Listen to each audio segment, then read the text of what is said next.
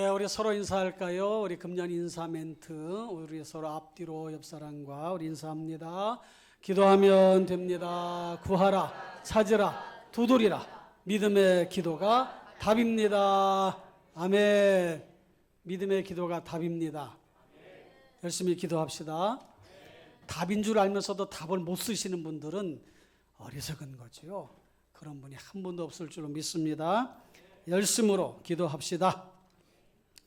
오늘은 지난 15일이 스승의 날이었는데 교회에서도 교회 학교에서 또는 구역에서 리더들이 말씀을 전하고 가르치는 사역을 하잖아요. 그래서 거기에 좀 맞춰서 스승과 제자라고 하는 제목으로 말씀을 함께 보려고 합니다. 지난 스승의 날 뉴스를 보니까 현직 교사들에 대한 설문조사가 어느 기관에서 있었는데 거기에 나온 결과가 이런 내용이었어요. 교편 생활을 접고 이직하고 싶어 한다는 분이 응답자 중에 58%나 된다는 거예요. 지금 현직 선생님들, 물론 이제 설문조사에 응하신 분들 대상으로 하는 거니까요. 근데 그분들 중에 절반 이상이 선생님 역할을 그만하고 싶다는 거예요. 왜 그러겠습니까? 힘든 거죠. 예전에는 선생님의 그림자도 밟지 않는다고 했는데 요즘엔 그런 분위기가 전혀 아니란 말이에요.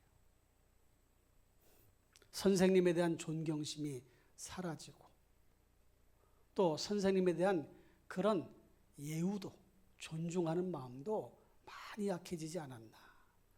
물론 아직도 선생님에 대해서 참 좋게 생각하고 또 따르고 믿고 의지하고 하는 그런 경우들도 많이 있지만 그렇지 않은 경우도 더 많아지고 있다는 거죠.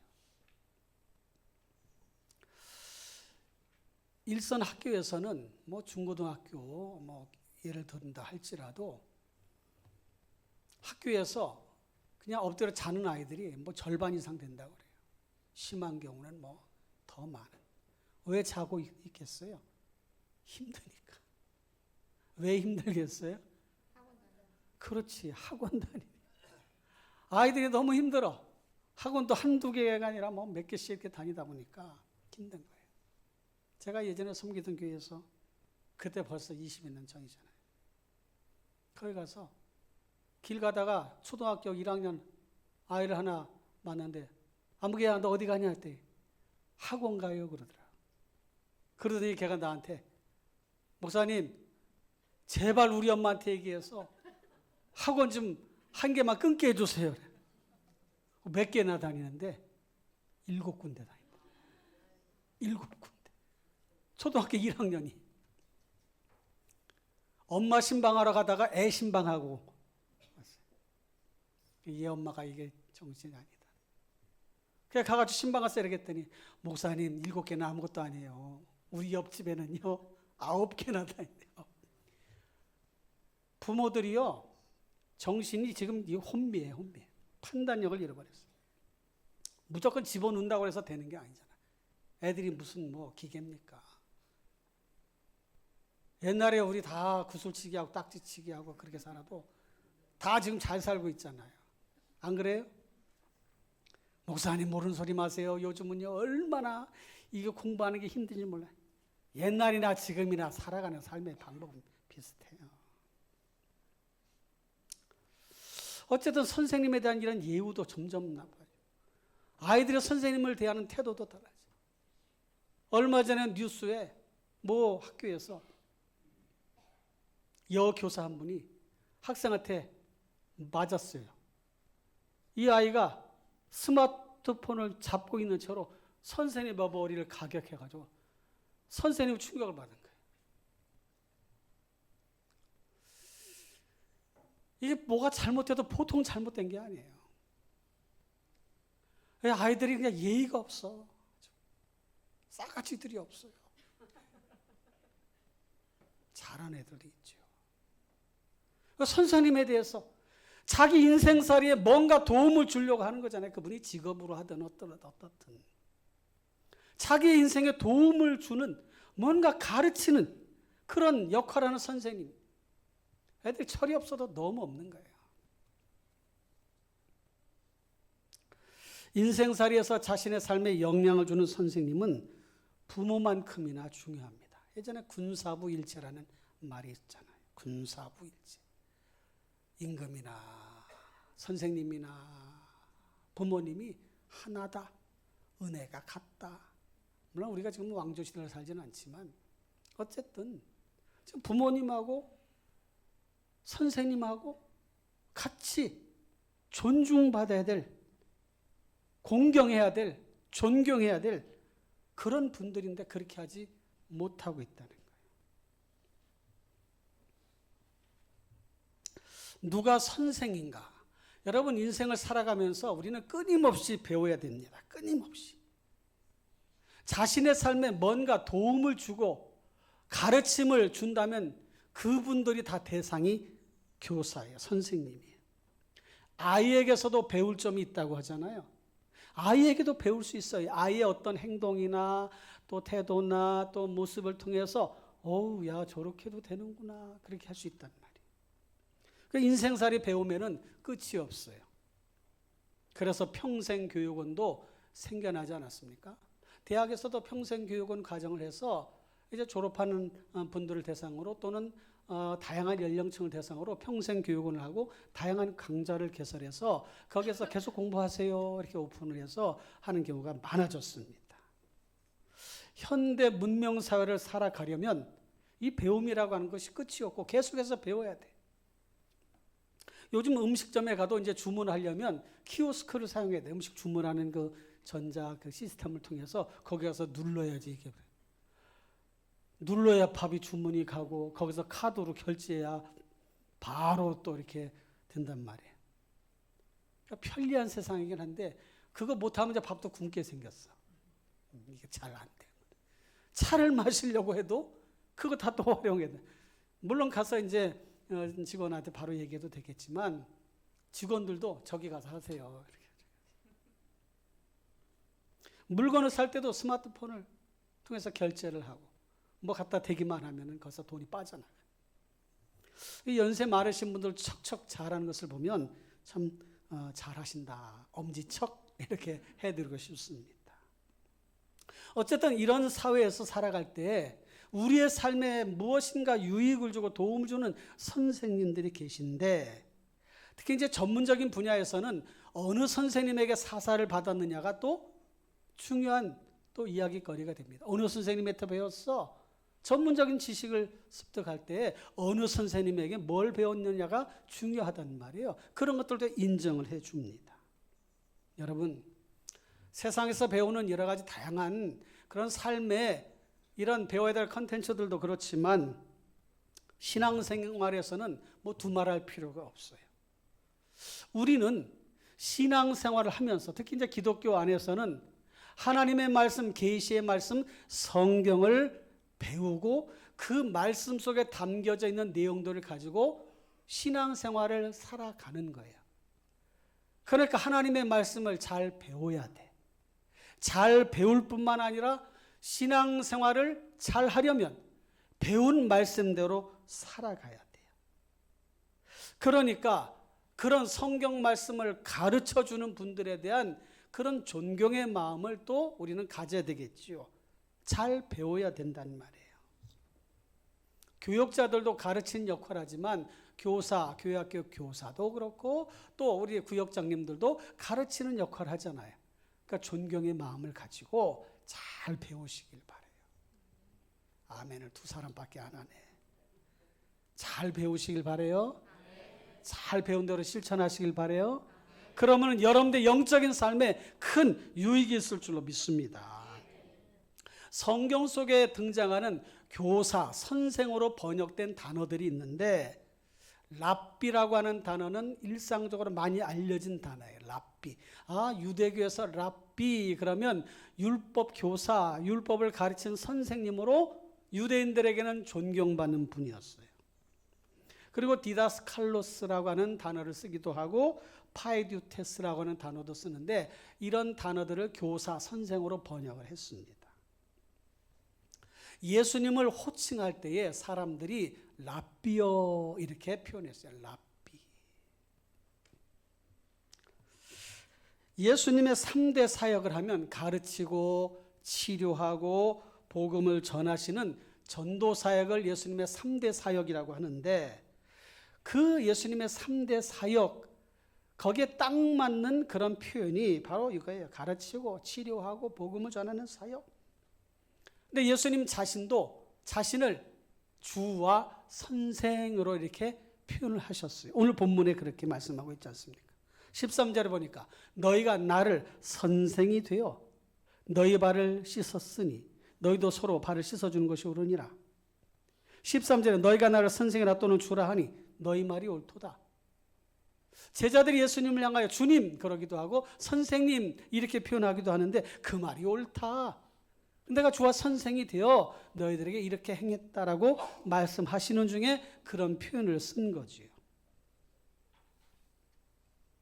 그런데 교사로서, 물론 우리는 구세주로 예수님을 믿고 또 그렇게 고백하며 살아가지만 예수님의 공생의 사역 중에 가르치는 사역에 대해서도 주목할 필요가 있는데, 예수님은 참다운 스승이었다는 거예요.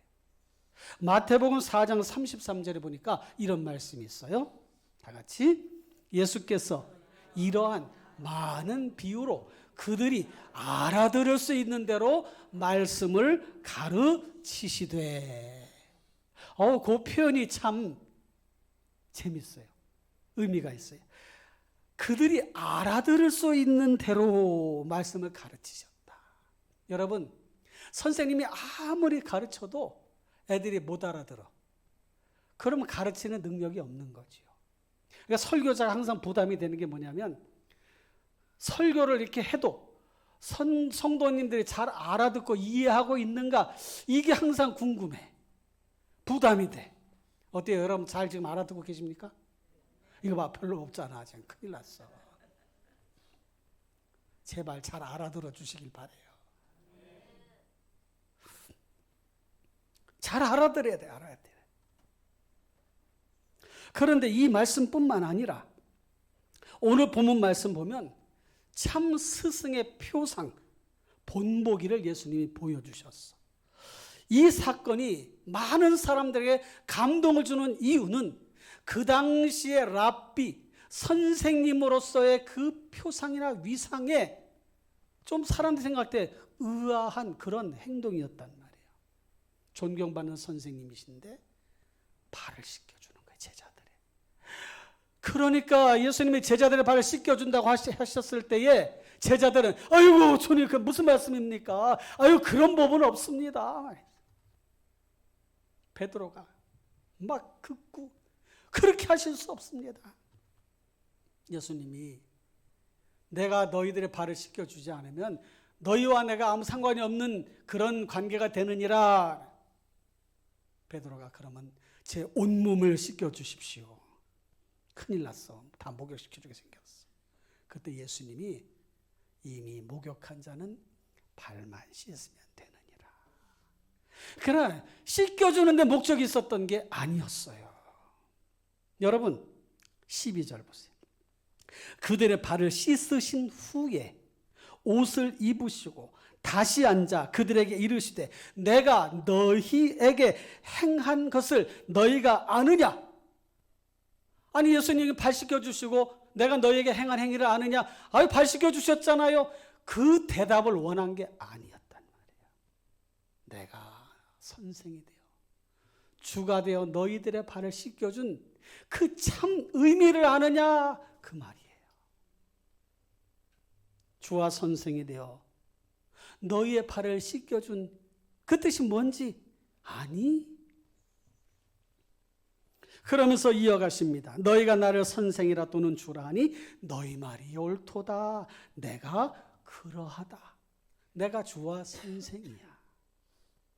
그리고 14절에 내가 주와 또는 선생이 되어 너희 발을 씻었으니 그 다음에 너희도 서로 발을 씻어주는 것이 옳으니라. 예수님이 발을 씻겨주신 이유가 여기에 있었구나. 15절에 내가 너희에게 행한 것 같이 너희도 행하게 하려 하여 본을 보였노라. 선생님이 제자들의 발을 씻기는 것은 그 당시에 관습, 존경받는 유대 사회에서는 상상할 수가 없는 일이에요. 근데 예수님이 그렇게 하셨어. 기존에 가지고 있던 패러다임, 생각의 틀을 확 바꿔버렸어.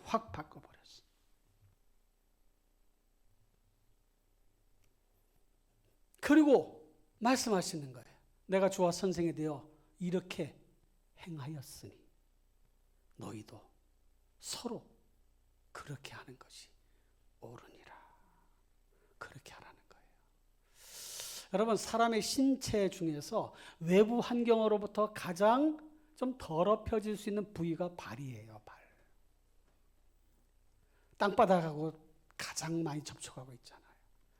그러니까 길을 가면서 밟기도 하고 먼지도 나고, 유대 사회는 특히나 그래요. 샌들을 신다 보니까 집 안에 들어가면 집의 사람들이 발을 씻겨주는 게 그게 하나의 예절이에요.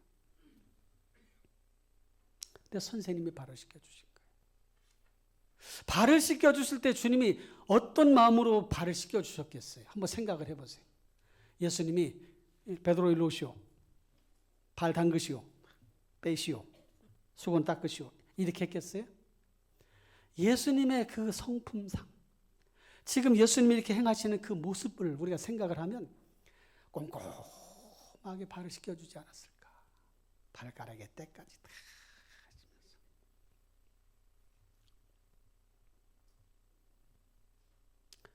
저희 어머니가 좀 위독하셔가지고 어제도 병원을 갔는데 발을 보니까 발 막 팅팅 부었어요.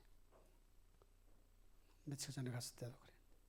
우리 한 식구랑 나랑 발 막 주물러드리고, 어제 갔더니 또 발에 물집이 생겨가지고 말이야. 아유, 우리 어머니 발이 이렇게 생겼네. 이 발을 사람 발을 만진다는 게, 이게 그 정을 나누는 데 있어서는 더할 나위가 없어요. 발을 만져준다. 쉽지 않잖아요. 자, 내 발 좀 닦아주시오, 씻어주시오. 이렇게 쉽지 않아요. 오늘 집에 가서 해보세요. 여보, 일로 와봐. 내가 발 씻어줄게. 아니, 이 양반이 왜 안 하던 짓을 하고 그래요. 이럴지도 몰라요. 근데 여러분, 제가 이 말씀을 묵상을 하면서 우리의 삶의 자리에서 누군가의 발을 씻겨준다는 마음, 그리고 실제적으로 그런 행동, 그것을 우리의 삶에 있어서 실천할 때에 뭐가 막힌 문제가 있겠어요? 어떤 어려운 문제가 있겠습니까? 뭐가 힘든 일이 있겠어요? 서로 원망살 일이 뭐가 있겠어요? 이리 오시오, 발 씻겨줄게. 깨끗이 씻겨주고 비누칠까지 해가지고. 그런 마음으로 우리가 살아간다면 삶의 자리가 얼마나 달라질까? 예수님은 그것을 제자들에게 보여주신 거예요. 이렇게 해라. 내가 주와 선생이 되어 이렇게 너희에게 행하였으니 그것으로 끝이 아니라 너희도 이같이 행하라. 서로 발을 씻겨주는 것이 옳으니라. 사랑하는 성도 여러분, 이 말씀을 마음 가운데 잘 담고 그렇게 실천해 가시기를 주님의 이름으로 부탁을 드립니다. 예수님이 이렇게 보여주신 가르침 외에도 성경에는 우리가 알아야 되고 배워야 되고 삶의 자리에서 실천해야 될 너무도 많은 내용들이 담겨져 있어요. 그런데 그 계시의 말씀 우리가 다 알아듣거나 다 이해할 수가 없을 수도 있어서 성령께서 우리에게 깨우침을 주셔요. 깨우침. 요한복음 14장 26절에 보니까 보혜사, 곧 아버지께서 내 이름으로 보내실 성령, 그가 너희에게 모든 것을 가르치고 내가 너희에게 말한 모든 것을 생각나게 하리라. 주님은 공생의 사역을 마치고 떠나실 것을 염두에 두시고 이제 내가 가면 보혜사를 보낼 거야. 그리고 그가 너희들에게 가르쳐주고 깨우쳐 알게 할 거야. 그 말씀하시는 거예요. 그리고 요한복음 16장 13절에 보니까 그러나 진리의 성령이 오시면 그가 너희를 모든 진리 가운데로 인도하시리니 그가 너희로 스스로 말하지 않고 오직 들은 것을 말하며 장래 일을 너희에게 알리시리라. 그러니까 성경을 어렵다고 생각하지 말고 성령의 인도하심을 구하고 성경을 대하고 읽으시길 바라요. 오늘 성경을 읽자. 그러면 읽기 전에 하나님, 오늘 이 하나님의 말씀, 계시의 말씀을 제가 읽겠습니다. 성령께서 역사하셔서 이 말씀에 담겨져 있는 깊은 뜻을 깨달아 알게 하여 주옵소서. 눈으로만 읽지 말고 내 마음으로 읽고 영으로 읽는 그 말씀이 되게 주시옵소서. 그러면 그 말씀 속에 담겨져 있는 깊은 진리의 말씀을 깨닫게 되는 거예요. 왜 삶의 변화가 없습니까? 왜 삶이 달라지지 않습니까? 말씀대로 안 살면 그럴 수밖에 없는 거예요. 말씀대로 살면 분명 달라진 삶을 살아갈 수가 있습니다. 어떤 선생님이 최고의 선생님입니까? 본을 보여주는 선생님이 최고의 선생님이에요. 가르치는 것만 아니라 본을 보여주는. 저도 설교자로서 부담이 돼요. 설교는 저렇게 하면서 목사님은 실천을 하시는가 하면 부담이 되는 거예요. 여러분들에게 물어보겠어요. 여러분들은 설교한 대로 사세요? 대답이 없네. 설교하신 대로 사십니까? 그럼 여러분들은 목사님은 설교한 대로 사세요? 우리 서로 말하지 맙시다. 불편한 진실. 하려고 노력을 하지만 안 될 수 있어. 안 될 수도. 누가 참 제자인가? 예수님은 이렇게 말씀하셨어요. 내 제자가 되려 하니 나를 따라오려거든 자기를 부인하고 자기 십자가를 지고 나를 따를 것이니라 그랬어요. 것이니라. 누가 제자인가? 주님을 따르는 자가 제자예요. 따른다는 것은 그냥 뒤쫓아간다는 게 아니라 주님이 말씀하신 그대로 살아가는 것을 말하는 것인데 힘든 거예요. 그래서 자기를 부인하라잖아요. 네가 없는 거야. 네가 없어야 돼. 네가 없고 주님이 네 안에 역사하셔야 네가 그거를 할 수 있느니라고 가르쳐 주신 거예요. 인류 역사상 여러 제자들이 있고 주님을 따르는 훌륭한 제자들이 많이 있지만 토마스 아켄피스라고 하는 분을 꼽을 수가 있습니다. 그분이 그리스도를 본받아라고 하는 유명한 책을 썼는데 제 서재에도 있어요. 그걸 이번에 그걸 이렇게 또 들여다봤어요. 그리스도를 본받아. 근데 거기 이런 대목이 있습니다. 여러 내용들이 있지만 다른 사람의 허물을 관용함에 대하여라고 하는 그런 대목이 있어요. 이렇게. 3분의 1 지점인가 4분의 1 지점인가 다른 사람의 허물을 관용. 다시 말하면 다른 사람이 뭘 잘못했을 때 너그럽게 용서하는 것에 대해 내가 여러분들에게 이렇게 글을 씁니다. 이렇게 말씀을 전하고 싶습니다. 책 제목이 뭐라고요? 그리스도를 본받아. 거기에 이런 내용이 있어요. 당신 자신에게도 결함이 많이 있고 그로 인하여 사람들이 고통받고 또 인내하고 있음을 기억하십시오. 잘난 척하지 말고 다른 사람 허물 뒤집어내지 말고 너 자신 때문에 너도 결함이 많을 뿐만 아니라 너 때문에 다른 사람 지금 막 참고 있다는 거 그거 기억하라는 거예요. 일부에도 말씀을 드렸지만 혹시 저 때문에 여러분들이 많이 힘들어 하고 계신다면 용서해 주시기 바래요. 제가 오시면 이따가 나가실 때 저한테 오셔서 목사님 때문에 사실은 힘든 게 한두 가지가 아니에요. 얼마나 힘들었는지 몰라요. 조용히 와서 말씀하시면 제가 오늘 커피 한 잔 사드릴게요.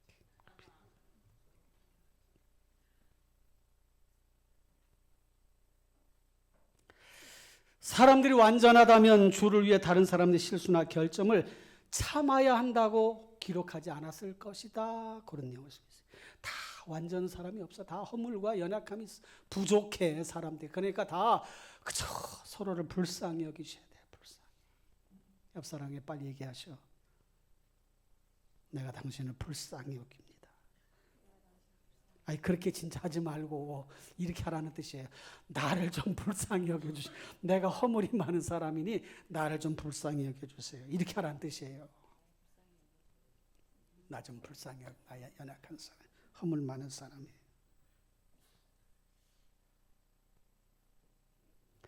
사랑하는 성도 여러분, 오늘 주님이 보여주신 이 발을 씻어주시는 요 예수님의 그 모습 속에서 도전을 받고 우리의 가정에서 삶의 자리에서 발을 씻겨주겠다고 하는 마음, 그런 겸손함과 사랑과 섬김의 마음을 가지고 대한다면 문제가 하나도 일어나지가 않습니다. 일어난다 할지라도 금세 다 풀어질 거예요. 사랑하는 성도 여러분, 그렇게 합시다. 따라해 봅시다. 배운 대로 하자. 좀 크게 해봐요. 시작. 배운 대로 하자. 네. 또 하나. 배운 대로 살자. 배운 대로 살자. 그러면 되는 거예요. 그러면 돼. 뭐가 문제인가? 배운 대로 하지 않고 배운 대로 살지 않으니까 문제야. 나 때문에. 그래서 야고보서 3장 1절 보면 내 형제들아 너희는 선생된 우리가 더 큰 심판을 받을 줄 알고 선생이 많이 되지 말라 그랬었어. 많이 선생 되지 마. 더 큰 심판 받을 수 있어. 거짓 교사에 대한 이야기도 있어요. 사랑하는 성도 여러분, 세상에서 배우는 여러 가지 일들도 필요해. 수학도 필요하고 국어도 필요하고 영어도 필요하고. 그런데 일상생활 속에서 배운 그 수학, 힘들 배운 시그마가 무슨 적용이 되고 루트가 무슨 적용이 됩니까? 열심히 배우긴 했는데 적용되는 건 하나도 없어. 그렇다고 수학을 하지 말라는 게 아니에요. 영어를 배우지 말라는 게 아니에요. 세상 속에서 오는 수평 문화도 우리가 뭐 배우고 따르고 해야 되죠. 좋은 것들을, 삶을 잘 살기 위해. 그러나 위로부터 오는 수직 문화, 교육, 하나님의 말씀 배우는 요 가르침, 이것에 더 집중하시고 그렇게 실천해 가시며 살아가시기를 주님의 이름으로 축원합니다. 참 제자가 됩시다. 기도하겠습니다.